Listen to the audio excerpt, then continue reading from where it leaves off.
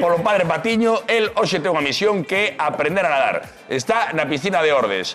Mandamos un socorrista para que lle salve a vida no caso de ser necesario e me llamamos unha persoa para que vele por todos nós, que é Alba Lea. Alba, como está a cousa pola piscina? Está ben, está preparadísimo. Eu vexo que está Patiño.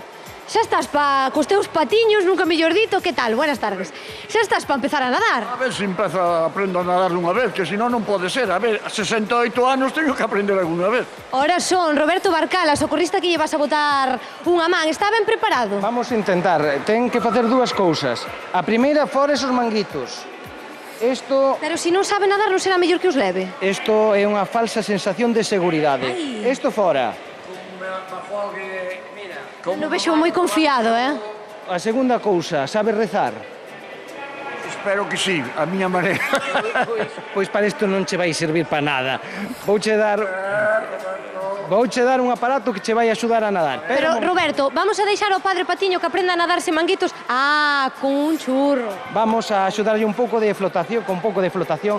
Valo poñer por debaixo dos brazos. Moi ben. Isto vale para todo aquel que este na casa tamén?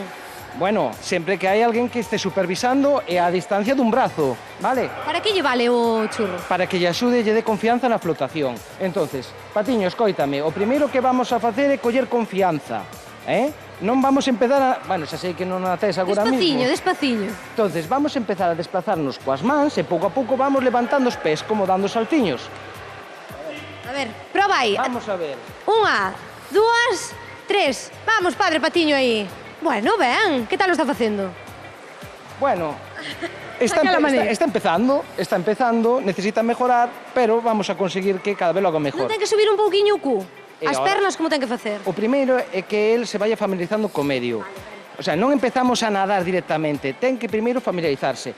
Patiño, agora vamos a facer outra cousa. Agora, vamos a facer un xiro de 360 grados. E o xiro recollendo as pernas, nadando, recollendo as pernas. Vamos a intentalo. A ver, Patiño, a ver como lle dá. Eu teño unha pregunta, Roberto. Aprender a nadar significa evitar afogamentos? Hai que confiarse? Rotundamente non.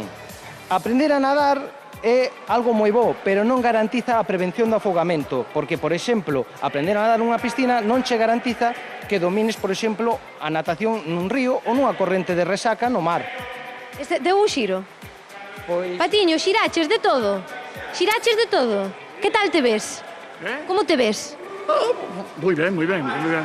Así un primeiro contacto? Sempre que non levante moito as pernas todavía levanto así, pero... E se o mandamos inclinarse, moi pronto, a mellor. Igual eche un pouco pronto, pero vamos a facer unha cousa. Patiño, vamos a intentar ir o máis plano posible, pero vouche axudar. Confía en min. Confía en min, non sou Jesucristo. Persínate por si acaso. Que vai pasar agora? Moi ben.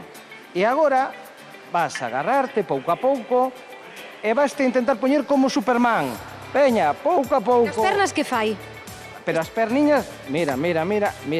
Están facendo ben? Superman vai ao revés, Patiño. As pernas para atrás, verdad? As pernas para atrás. Aí. Así, aí. Un poquinho máis. Perdo o equilibrio total.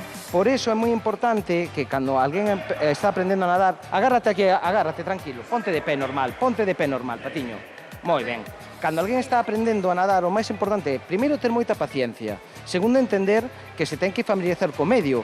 E o terceiro, que hai unha boa relación entre o que está a aprender e o que está a ensinar. E aquí o problema que, claro, un da Coruña con un de Vigo, pois teñese que entender. Mirade cal era o problema. Eso é verdad que... Vai por aí, non? Sí, aí hai uns impedimentos pequeniños. Celta, Deportivo, Coruña, Vigo... algo agnóstico, un creyente... Bueno, ímolos de deixar que, primeiro, que se fan amigos, que practiquen un pouco máis, pero Alba Lea, de contado queremos ver a Roberto Barcala e o padre Patiño aquí no plató.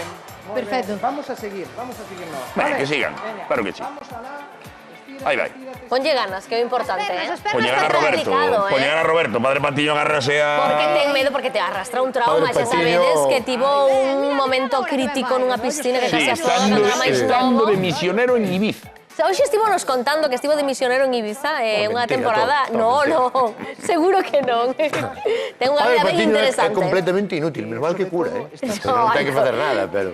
Pero si ten memoria de carreiras, 8 titulacións cando menos. Sí, Unha persoa moi instruída. Memoria ten. De algo máis terá. Estaremos pendentes